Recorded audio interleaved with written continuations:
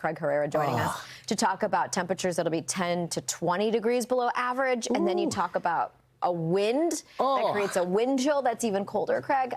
I'm hurting just talking about it. Listen to you talk about it, my friend. It's you just run to your car and then you run back inside. You were giving some good tips, though. You need all the extra blankets and everything else, right? Yeah. Those winds could be fierce in some cases. Having said that, yeah, you can deal with the cold and the snow, but if you've got some winds to contend with, well, you could possibly deal with some power outages.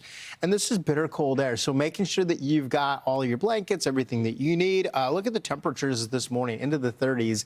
But as we go through the week ahead, and we're looking at Thanksgiving now, a good chunk of the country east of the Mississippi feeling the chill. It goes all the way down to the south. It'll feel a lot colder with the wind chills, and the overnight lows are going to be in the freezing zone for several hours. If you haven't already, I think a lot of you probably already have, but make sure you take care of the outdoor plumbing, anything that needs to be covered up. If you live in a place where you've got a basement and you haven't covered up to the plumbing there, if it's close to maybe a window, you want to make sure you do that as well. Today, not all that bad for the eastern seaboard, but there it is. Whew.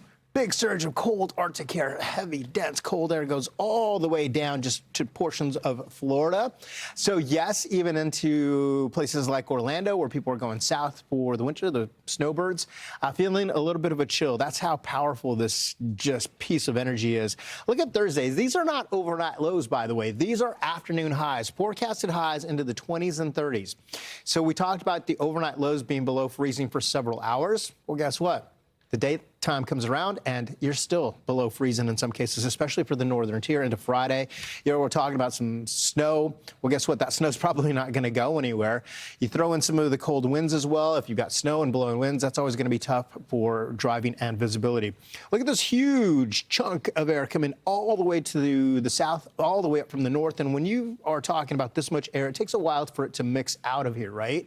Now we're talking about past Thanksgiving into the beginning of December. This will get you in the mood for shopping. If you like the cooler weather to shop for the holiday, this will get you going. You might need to make sure that you pull out the extra heavy coats, lots of layers, getting the kids to school, yourself back to work. The overnight lows will drop into the single digits, and in some cases, especially closer to Montana and northern North Dakota, you're going to be below zero. Here's a look at what we've got for Sunday morning with some of the cold air coming in, and then you factor in the wind. The wind chill, it'll feel more like -12 in Bismarck, -2 in Duluth, and -2 in Denver. So you can see how much of a chill this is going to be and how many people are going to be affected by it. Duluth, Minnesota, how about you? Your average low is 19.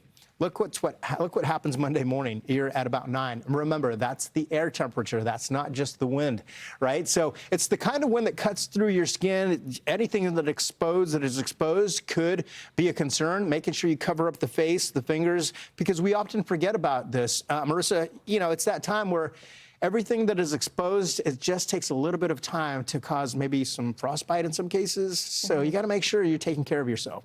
Yeah, it's just getting back into that routine. Yeah. And the cold air, too. I mean, the more severe cold will be further to the north, but even some of the cooler air making it all the way down into Florida. So if you're heading to Florida post-Thanksgiving, it's a really quick snap of cold for Florida. It's true, but it speaks to the distance. Snowbirds are like, wait, it's following me again? I know, again?